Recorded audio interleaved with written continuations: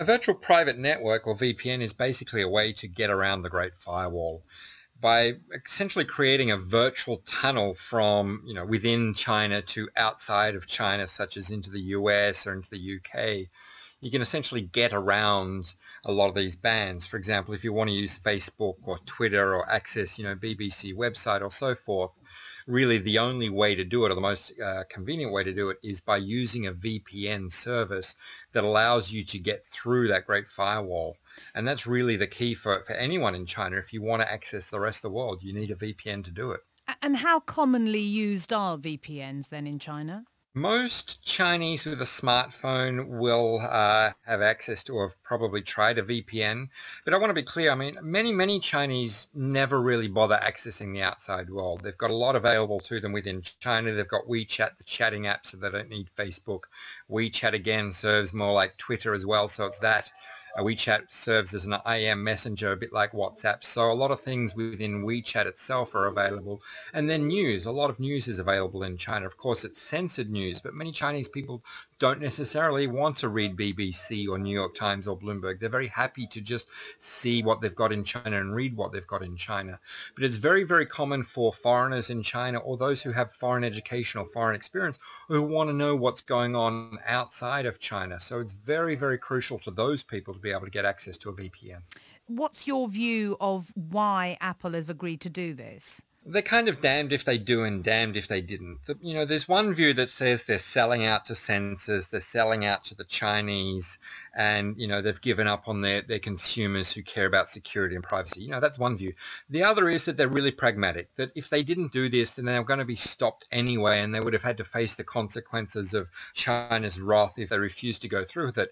And the other side, of course, is that they are removing VPN apps that are illegal. There are some VPN apps still available that are not illegal, but those apps have been registered with the government, and it's believed that they are being used to monitor those people who use the VPNs.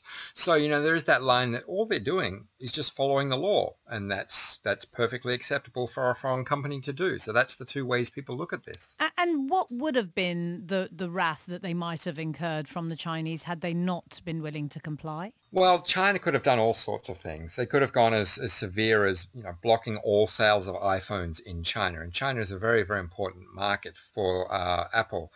China, Taiwan, and Hong Kong together account for about 28% of their sales, and it's going to go up because, of course, China continues to expand. That would be a very, very serious option.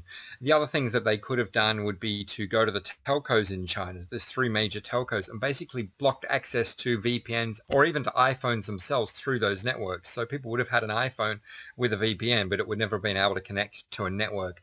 They could have also gone down the route of having various types of punishments, such as fines on Apple or even its executives. So there's all sorts of things that they could have done if Apple didn't comply, but clearly Apple didn't want to actually test those boundaries, so they complied as quickly as they needed to. What is it that's possible then for those who want to continue to get access to VPNs? What alternatives do they have? They could use one of the registered VPNs. The concern there is that they are not going to basically be able to get around the firewall as conveniently, or that they may be monitored. That those VPNs, the Chinese authorities will use those VPNs to monitor people who are trying to get around the firewall. That's a very big concern.